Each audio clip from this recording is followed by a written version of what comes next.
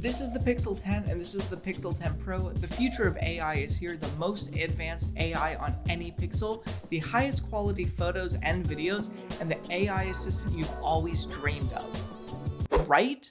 Both of these phones have the same adaptive 120Hz display with up to 3000 nits for the 10 and 3300 nits of peak brightness for the Pro. Both have a 24-hour battery life with 30-watt USB-C fast charging and are also IP68 dust and water resistant. And finally, for my favorite feature, Pixel Snap. This is Google's version of Apple's MagSafe. I know, I use the A word, but Apple did do it first. As mainly an iPhone user, I have plenty of MagSafe accessories for my wallet, charging docks, and pop socket type accessories. This is one of the main reasons I have not actually wanted to switch to Android. The last and maybe the biggest design change from last year's lineup is that now the Pixel 10 has a triple camera design along with the Pros. And now to move on to the Gemini features, the ones we've all been waiting for. Starting off, we have a slew of new and not so new features and a fantastical new AI assistant. One of the headline features from Google's announcement is for Pixel's all-new 100x ProRes zoom capabilities. So what they showed off was a shot of a Mustang off in the distance between two rocks in the desert. Honestly, if you hadn't told me there was a car on the road in the distance, I wouldn't have believed you. This feature really impressed me and I couldn't wait to try it out. I was thinking, how the heck do they actually accomplish this with a smartphone? It was AI. Of course it was. When you open the camera app and switch the telephoto lens and zoom into 100x, you can definitely get pretty close up to almost anything in the distance. Then when you snap a photo, it uses Gemini to enhance your photo, or in simpler terms, it just makes shit up. Check out this photo that I took of a sign across the water about 200 or 300 feet away from me. I opened up the camera app, lined up my shot, and waited for Gemini to process my photo. Unlegible text on a sign that I was trying to get a shot of. The 100x zoom lens is legitimately just using generative AI to make up the vague outline and shape of the object that you're trying to take a picture of.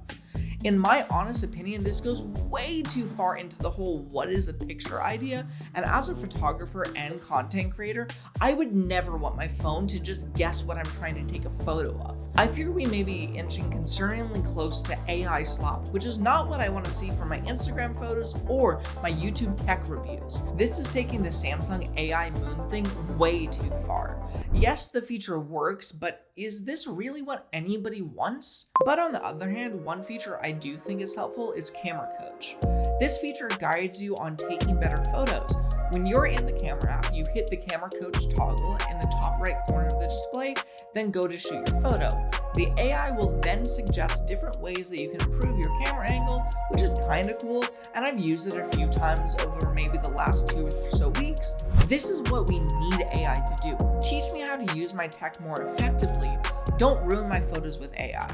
Then we have Magic Cube, Google's new suite of AI-powered capabilities for Pixel that proactively suggest helpful information right when you need it. That's if it works. For example, when your friend texts you asking what time are you going to the event on Saturday, Magic Cube is supposed to surface the time and date of that event. The idea behind this feature is genius, but I haven't been able to get this to work more than a handful of times. Outside of very specific engineered keywording, it doesn't work.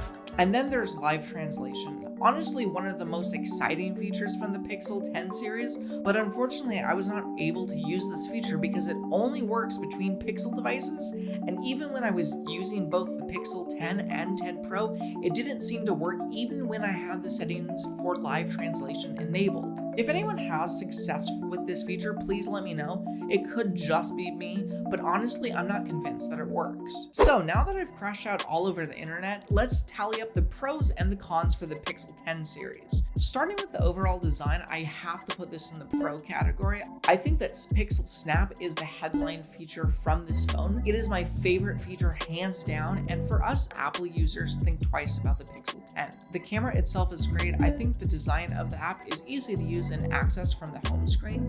Anyone using the base camera for the Pixel 10 will be able to take some beautiful photos. But the 100x zoom is going in the con list. I'm not really interested in having photos taken from my phone that didn't really happen. Don't get me wrong, I love AI slop, but this ain't it. Magic Q doesn't fully work. Con. So, Live Translate needs to be rolled out and available to anyone, anywhere, no matter what phone they're on. So con.